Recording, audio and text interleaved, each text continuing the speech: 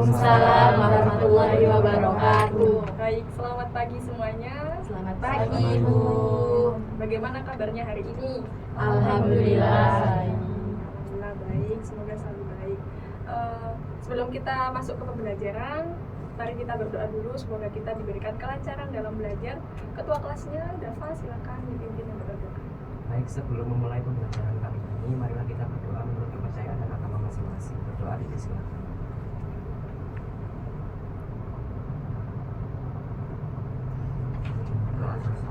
Oke, terima kasih Dava. Sebelumnya, siapa yang hari ini tidak masuk? Masuk semua. Masuk semua, alhamdulillah. Dipertahankan ya. Oke. Silakan dikeluarkan buku dan alat tulisnya masing-masing. Sudah? Sudah, bagus. Sudah siap berarti untuk mengikuti pembelajaran matematika hari ini? Siap. Oke. Hari ini kita akan masuk ke materi selanjutnya, yaitu tentang bangun-bangun geometri yang kongruen. Jadi nanti kalian akan tahu kongruen itu apa ya. Nah, tujuan pembelajarannya ada 4. Yang pertama, mengidentifikasi dua bangun yang kongruen atau tidak itu seperti apa. Kemudian kedua, kalian menemukan konsep dua bangun yang dikatakan kongruen itu seperti apa. Kemudian ketiga, menemukan sifat-sifat dua bangun geometri yang kongruen. Dan yang terakhir, menjelaskan sifat-sifat dari dua bangun geometri yang kongruen itu. Jadi ada 4 tujuan pembelajarannya. Nah, sebelum kita masuk ke kongruen, saya ingat minggu lalu kita belajar tentang apa? Garis dan sudut. Seingat, garis dan sudut. Sekarang Wanda punya gambar ini. Ini bangun datar apa ini? Trapesium. Bagus, trapesium. Pertanyaan kedua, sisi mana yang sejajar? Ini ya, AB dan JJ. Kemudian ketiga, sisi mana yang sama panjang? AD dan BJ. AD dan BC. Kenapa? Karena dia kakinya trapesium itu kan ya. Keempat, berapa jumlah sudut dalam bangun ini? 360 derajat karena dia bentuknya segi 4. Oke. Kelima, berapakah jumlah sudut A dan sudut D-nya? 180. 180. Disebut sudut apa A dan D ini? Sudut sepihak. Jadi kalau Buana tarik garis ini, jadi kan ada dua garis yang sejajar dipotong oleh sebuah garis lurus. Maka sudut yang di sini dan di sini namanya sudut sepihak. Oke, yang keenam, berapa jumlah sudut B dan C-nya? 180. Berarti yang sisi sini 180, yang sana 180, ketika dijumlahkan hasilnya 360. Jadi mungkin kalian ada yang bertanya, kenapa sih Bu kita harus belajar tentang konsep kongruen? Toh juga gak berguna dalam kehidupan kita. Jangan salah. Pernah gak kalian itu diminta buat beli sesuatu sama orang lain, entah itu oleh teman, oleh orang lain, atau oleh guru kalian? Nah, kalian tuh dikasih contoh produk itu. Nah, kamu nanti belinya yang kayak gini ya. Nah, kamu diminta untuk beli produk yang sama. Pernah apa enggak? Pernah disuruh beli apa saat itu? Saya ingat enggak? Beli apa? Kaos kaki. Lalu kamu bisa menentukan kaos kaki yang kamu beli itu sama dengan yang dikasih contoh itu berdasarkan apanya? Ukurannya, terus warnanya. Kalau misalkan ukurannya yang saat kan kaos kaki itu ada yang sampai ini ya, sampai maaf ya, sampai ini loh, atasnya mata kaki. Yang kecil itu ada yang agak tinggian. Nah, yang mau katakan sama itu ketika kalau contohnya yang agak panjang berarti yang sama agak panjang gitu. Nah, sebetulnya kamu itu pakai konsep kongruen dalam kehidupanmu sehari-hari, tapi tanpa kamu sadari. Jadi sebetulnya matematika itu adalah mempelajari pola-pola yang ada dalam kehidupanmu. Selain itu, kenapa kamu harus belajar tentang kongruen? Di materi selanjutnya, nanti ketika kamu kelas 9 itu ada materi kesebangunan. Nah, kesebangunan ini penting untuk kamu tahu tentang konsep kongruen. Lalu, untuk pembelajaran kali ini, Bu Hana minta kalian harus aktif dalam kelas, menjawab pertanyaan, memberi pertanyaan, menyampaikan pendapatnya supaya nanti ada nilai partisipasi untuk menambah poin partisipasimu gitu ya. Nah, kemudian nanti Bu Hana kasih lembar kerja untuk kalian diskusikan dalam kelompok. Setelah itu, setelah berdiskusi selama kurang lebih 20 menit, silakan untuk mempresentasikan di depan kelas, kemudian tanya jawab dengan temannya, dan kita simpulkan pembelajaran hari ini tentang apa gitu. Ada yang ditanyakan? Belum. Next. Bu Hana punya suatu permasalahan. Dapatkah kalian membantu Doni? Nah, Doni ini punya kaktus seperti gambar ini. Tetapi kaktusnya dia kering dan layu alias mati. Lalu dia pergi ke toko tanaman untuk membeli kaktus yang sama dengan miliknya ini. Jadi, kaktus mana yang harus dia pilih? Angkat tangan dan sebutkan nomor absennya. Siapa? Ayo. Jadi, Doni harus beli kaktus A, B, atau C? Siapa? Ya, ya Dava, silakan. Menurut saya Doni itu harus membeli kaktus C. Kaktus C, oke. Kita cek dulu, C ini benar apa salah? C ya? Nggak mau ganti jawaban? C ya? Oke, tepat jawabannya. Kenapa kok kamu harus membeli yang C? Karena kenapa kok harus beli yang C? Karena sama dengan punya Doni yang Oh, iya. sebelumnya. Apanya yang sama ya? Bentuknya, oke. Next, yang C tadi. Nanti Dava absen berapa? Absen 10. Absen 10 ya. Next. Nah, ada permasalahan kedua, silakan nanti kalau ada yang bisa jawab, angkat tangan dan sebutkan nama dan nomor absennya. Anak ini punya figura lukisan seperti gambar di atas, tapi figuranya sudah tidak layak pakai. Nah, dia hendak beli figura yang baru yang sama dengan figura tersebut, maka figura mana yang harus dia pilih? A, B, atau C? Ayo. Dava sudah menjawab yang lain. Figura mana yang harus dia beli? Silakan. Puput. Mana? Mana? Silakan. Saya mau Ya. jawab. Ya, Puput absen berapa? Saya Putri Ramasari, absen 5. Silakan jawabannya yang mana? Lagi? Jawabannya yang B. Yang B, kita cek ya yang B. Cek. Betul apa salah? Ya. Kenapa kok kamu memilih yang B? Karena itu punyanya Ana itu kan punya 40 apa ya, soalnya lebarnya itu 60, sedangkan yang B Iya. itu juga sama ukurannya. Oke, bagus. Jadi, yang kamu tadi jawab itu sebetulnya konsep kongruen. Nah, dari dua permasalahan itu, definisi kongruen menurutmu apa?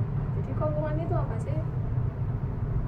Dua bangun dikatakan kongruen kalau dia apanya yang sama? Memiliki bentuk dan ukuran yang sama. Bagus. Jadi kongruen adalah suatu bangun, dua bangun dikatakan kongruen apabila dua bangun itu memiliki bentuk dan ukuran yang sama. Tuh, ada yang mau ditanyakan? Belum. Oke. Nah, setelah itu selanjutnya kalian Ibu minta untuk mengerjakan lembar kerja secara kelompok. Silakan berkelompok sesuai nama ini, nama di sini, nanti Ibu bagi LKPD-nya. Gitu ya. Silakan berkelompok dulu, nanti Ibu jelaskan terkait permasalahannya. Baik, sudah duduk bersama kelompoknya? Sudah. Oke, kelompok 1 yang mana? Kelompok 1 ini ya. Kelompok 2 mana? Nih, Lengkap? lengkap. Kelompok 3? Oke, bagus. Sekarang sambil lihat sini ya. Oh sebentar, Ibu bagi dulu LKPD-nya. Ini kelompok 1. Karena kelompok 1. Ini kelompok 2. Ini kelompok 1. Ini kelompok 2. Terima kasih. Ya, kelompok 3. Nah, ini. Oke, sudah, silakan dibaca permasalahannya di situ.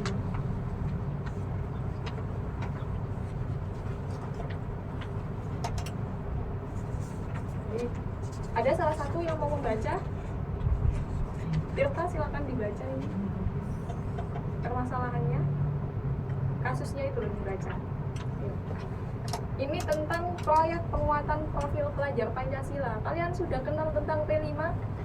Sudah. Ikut P5 biasanya? Apa bolos ke kantin? Ikut. Iya, nak rajin. Ayo.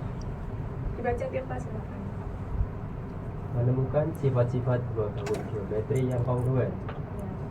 P5 atau Proyek Penguatan Profil Pelajar Pancasila merupakan salah satu inovasi dalam kurikulum Merdeka yang bertujuan untuk memberikan siswa pengalaman nyata dalam mewujudkan nilai-nilai luhur Pancasila melalui serangkaian aktivitas proyek pembelajaran baik di dalam maupun di luar kelas.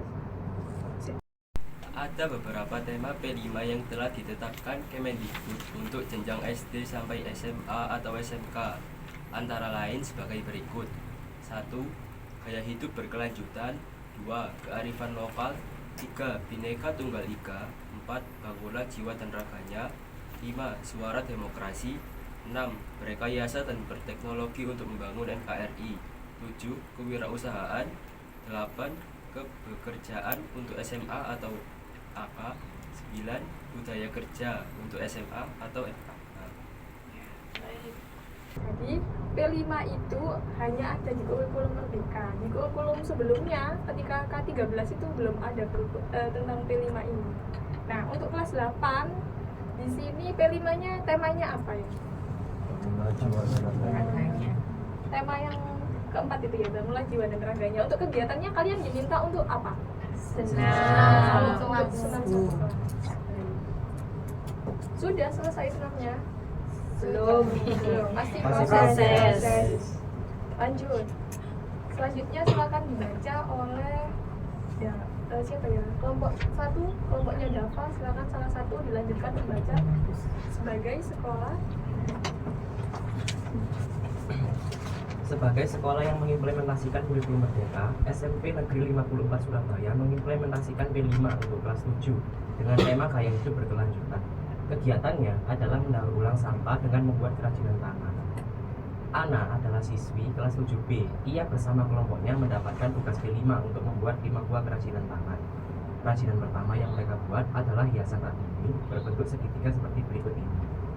Nah, kalau kelas 7 adik kelasmu itu temanya tentang ini, yang tema pertama tentang gaya hidup berkelanjutan. Nah, kegiatannya itu mendaur ulang sampah. Nah, sedangkan kamu kan bangunlah jiwa dan raganya. Nah, kegiatannya mereka membuat kerajinan tangan dari daur ulang sampah. Nah, ini ada Ana, siswi kelas 7B, dia punya tugas P5 untuk membuat 5 buah kerajinan tangan. Nah, kerajinan pertama yang mereka buat itu adalah hiasan rak dinding kayak yang sebelah sini.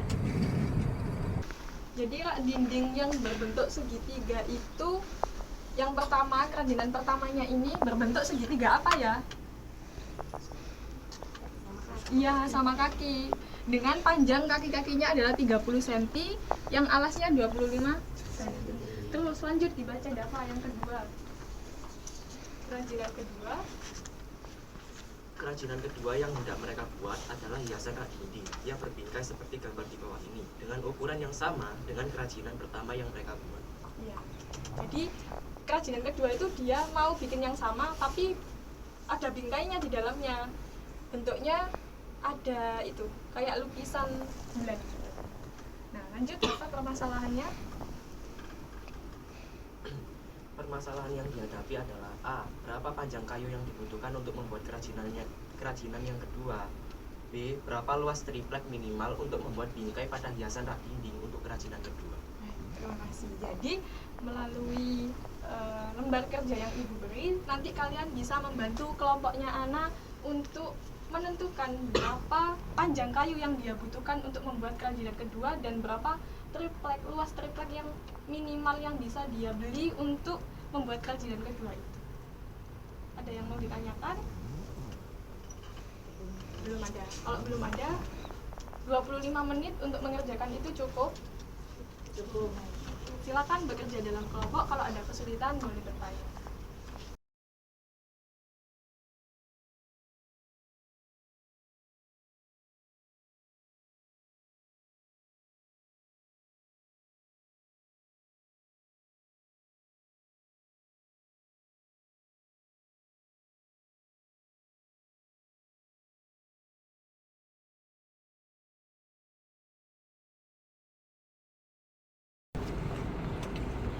apakah ada kesulitan? Belum ada. Kelompok 1 belum ada. Oke, silakan diselesaikan. Kelompok 2 sampai apa ini, kenapa masih kosong? Iya masih yang mencari. Ya, jadi ini itu kan ada segitiga pertama ya, bingkai pertama yang dia buat, terus kedua ini. Nah, kamu harus menentukan panjang sisi-sisi pada kedua segitiga itu. AB panjangnya berapa? 30. Ya, maka kamu tulis 30 di sini. Terima kasih Ibu. Kelompok 3 ada kesulitan. Oke, sudah sampai sana. Nanti kalau ada kesulitan boleh bertanya. Sudah? Waktunya sudah habis. Sekarang waktunya kalian untuk mempresentasikan hasil diskusinya ke depan kelas. Oke, dimulai dari kelompok 3 dulu. Silakan kelompok 3. Semua kelompok silakan maju. Ibu akan ini tunjukkan hasil kelompok 3. Ayo semua. Ya, maju.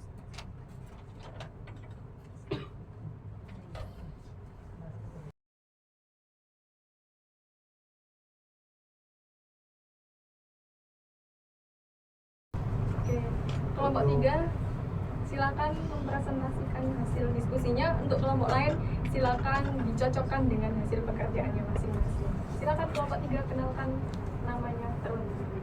Assalamualaikum warahmatullahi wabarakatuh. Waalaikumsalam warahmatullahi wabarakatuh. Perkenalkan, nama saya Krisna Bin Santoso. Saya Kamil Zainaida. Saya Nurfadia Dwi ini.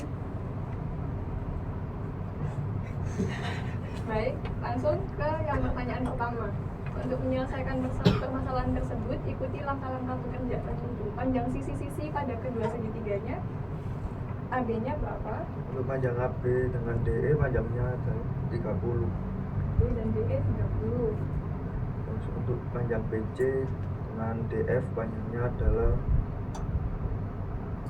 25. Oke, lanjut. Untuk AC dengan DF panjangnya adalah 30 cm. Lanjut.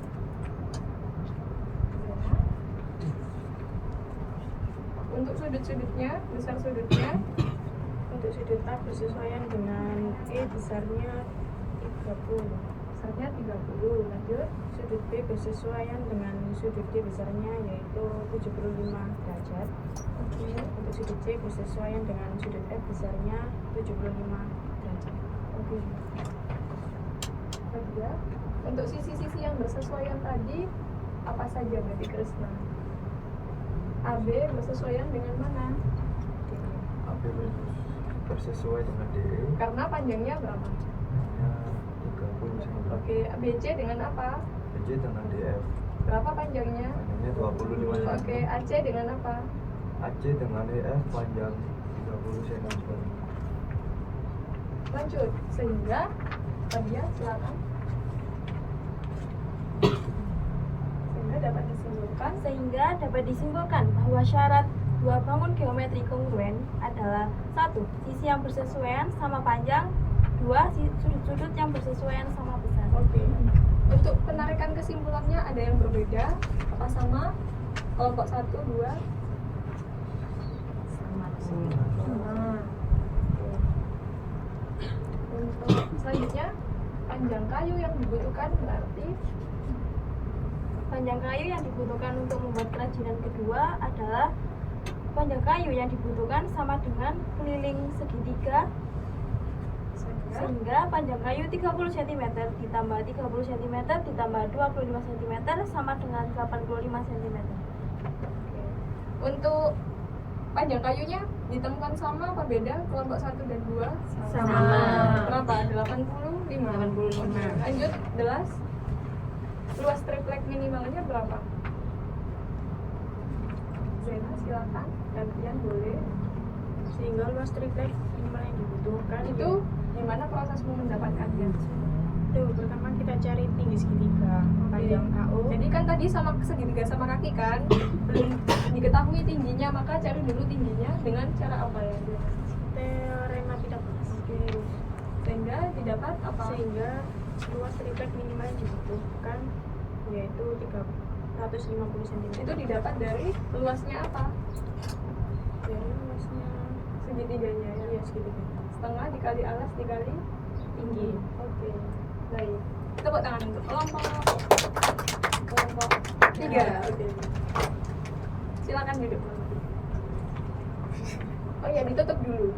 Sekian dari presentasi kelompok kami. Terima kasih. Assalamualaikum warahmatullahi wabarakatuh. Waalaikumsalam warahmatullahi wabarakatuh. Oke, untuk kelompok selanjutnya silakan kelompok 2 untuk mempresentasikan hasil diskusinya ke depan kelas. Silakan.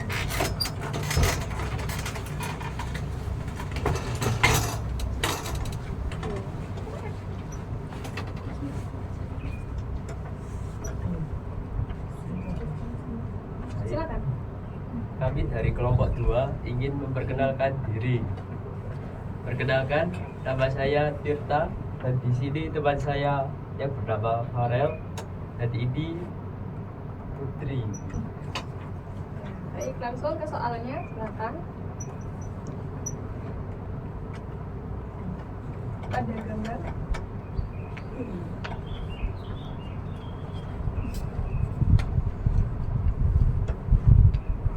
Pada gambar berikut segi 5 ABCDE Kongruen dengan kongruen dengan segi 5 FGHIJ. Carilah panjang sisi-sisi dan sudut-sudut yang kamu lihat dan kemudian menyatakanlah pada gambar. Oke. Sisi-sisi yang bersesuaian yang sama panjang yang mana, Farel? AE dengan AE itu yang mana? AE dengan mana? CF CF. Berapa panjangnya? 6 cm. Ya, 6 cm. Terus CD dengan CD dengan HI HI panjangnya? 8 cm. Oke, apa lagi?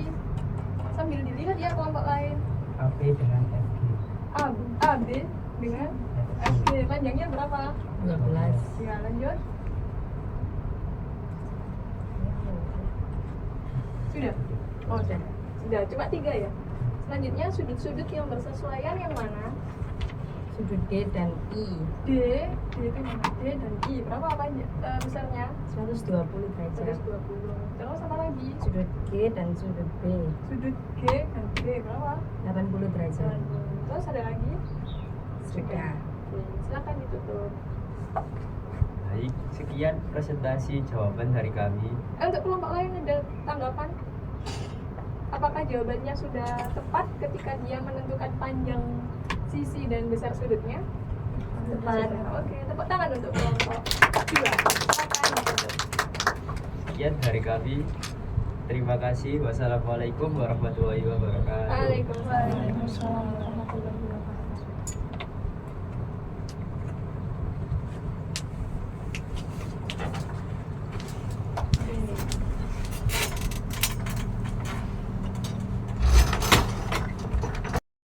Selanjutnya silakan kelompok 1 untuk mempresentasikan hasil diskusinya ke depan kelas. Silakan kelompok 1.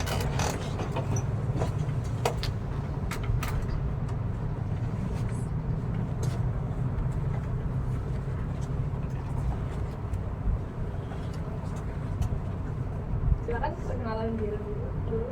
Assalamualaikum warahmatullahi wabarakatuh. Waalaikumsalam warahmatullahi wabarakatuh. Kami dari kelompok 1 ingin mempresentasikan hasil diskusi kami. Perhatikan gambar trapesium A, B, C, D, dan PQRS yang kongruen di bawah ini. A. Jika panjang sisi AB sama dengan 40 cm, DC 21 cm, RS 16 cm, dan PS 15 cm, tentukan panjang sisi AD, DC, PQ, dan QR. Oke, panjang AD-nya dulu berapa? Panjang sisi AD 15 cm, Kenapa kok 15? karena dia bersesuaian dengan PS. Oke, lanjut. Yang lain silakan diisi. Panjang sisi DC DC. sama dengan 16 cm, bersesuaian dengan SR. Oke, lanjut. Panjang sisi PQ 40 cm, bersesuaian dengan AB. Oke, Panjang sisi QR 21 cm, bersesuaian dengan BC. ada sanggahan? Lanjut kelompok nomor 2. Besar sudut A sama dengan M sudut A. M-nya berarti besar ya. Sudut A sama dengan sudut M sudut A. itu besar ya. Oh iya, Besar sudut A sama dengan 60 derajat. Besar sudut B sama dengan 40 derajat.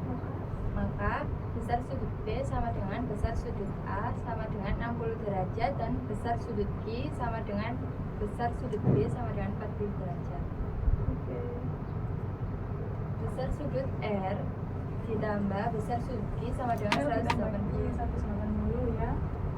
Besar sudut R sama dengan 180 dikurangi besar sudut Q. Besar sudut R sama dengan 180 dikurangi 40 derajat. Besar sudut R sama dengan 140 derajat. Ya. Untuk selanjutnya Besar sudut S ditambah besar sudut B sama dengan 180. Besar sudut S sama dengan 180 dikurangi besar sudut B. Besar sudut S sama dengan 180 dikurangi 60. Besar sudut S sama dengan 120. baik, ada sanggahan? Sama? Baik, silakan ditutup. Sekian presentasi dari kelompok kami. Bila ada salah kata mau dimaafkan. Wassalamualaikum warahmatullahi wabarakatuh. Waalaikumsalam warahmatullahi wabarakatuh. Tangan untuk kelompok 1. Oke. Baik. Selanjutnya. Oke. Baik, tadi kalian sudah bekerja dalam kelompok, menyelesaikan LKPD, kemudian presentasi, kemudian berdiskusi, tanya jawab. Nah, jadi hari ini tadi kalian sudah belajar tentang apa saja?